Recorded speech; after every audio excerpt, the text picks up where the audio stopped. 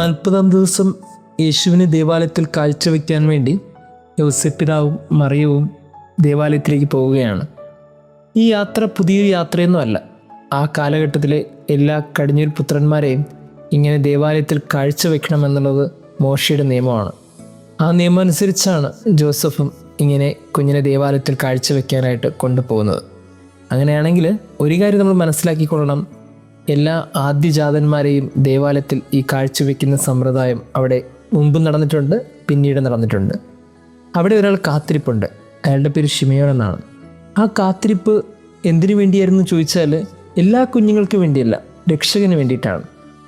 അങ്ങനെ ഒരു കാത്തിരിപ്പിനൊടുവിൽ അയാളൊരു കുഞ്ഞിൻ്റെ കരച്ചിൽ ആ ദേവാലയത്തിൽ കേട്ടു. ഒത്തിരി കുഞ്ഞുങ്ങളുടെ കരച്ചിൽ സാധാരണഗതിയിൽ അവിടെ കേൾക്കാറുണ്ട്, കാരണം എല്ലാ കുഞ്ഞുങ്ങളെയും കാഴ്ചവെക്കാൻ കൊണ്ടുവരാറുണ്ടല്ലോ. എന്നാൽ ഒരു കുഞ്ഞിൻ്റെ കരച്ചിൽ അത് വ്യത്യസ്തമാണെന്ന് മനസ്സിലായപ്പോൾ അയാൾ ശ്രദ്ധയോടെ ആ കുഞ്ഞിൻ്റെ അടുത്തേക്ക് ചെന്നു.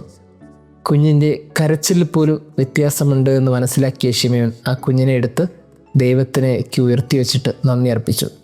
ഇത്രയും കാലം കാത്തിരുന്ന രക്ഷ എൻ്റെ കണ്ണുകൾ കൊണ്ട് കണ്ടു കഴിഞ്ഞു എന്ന് പറഞ്ഞ് ദൈവത്തെ അദ്ദേഹം മഹത്വപ്പെടുത്തി. മനസ്സിലായില്ലേ?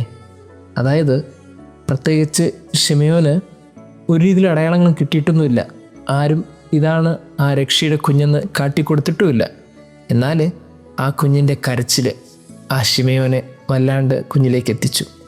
എല്ലാ കുഞ്ഞുങ്ങളുടെ കരച്ചിലും കേൾക്കുമ്പോഴും ആ കുഞ്ഞിൻ്റെ കരച്ചിലും മാത്രം ഒരു വ്യത്യസ്തത ഉണ്ടായിരുന്നു.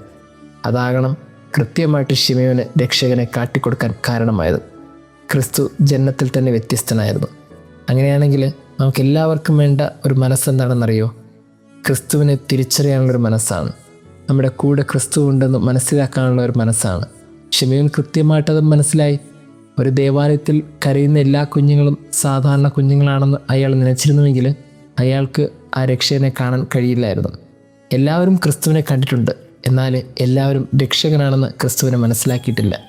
അങ്ങനെ മനസ്സിലാക്കിയ ഒരാളാണ് ശിമയോൻ. പ്രത്യേകിച്ച് അവനൊന്നും ചെയ്തിട്ടില്ല, ജനിച്ച് ബലഹീനനായ ഒരു കുഞ്ഞായിരുന്നപ്പോൾ തന്നെ അയാളത് മനസ്സിലാക്കി. അടുത്തിരിക്കുന്ന രക്ഷകനെ മനസ്സിലായില്ലെങ്കിൽ അകന്നിരിക്കുന്ന രക്ഷയെ നമ്മളിങ്ങനെ മനസ്സിലാക്കും. ദൈവം നമ്മെ അനുഗ്രഹിക്കട്ടെ. തീർന്നിടാം ഒരു മെഴുകുതിരി പോ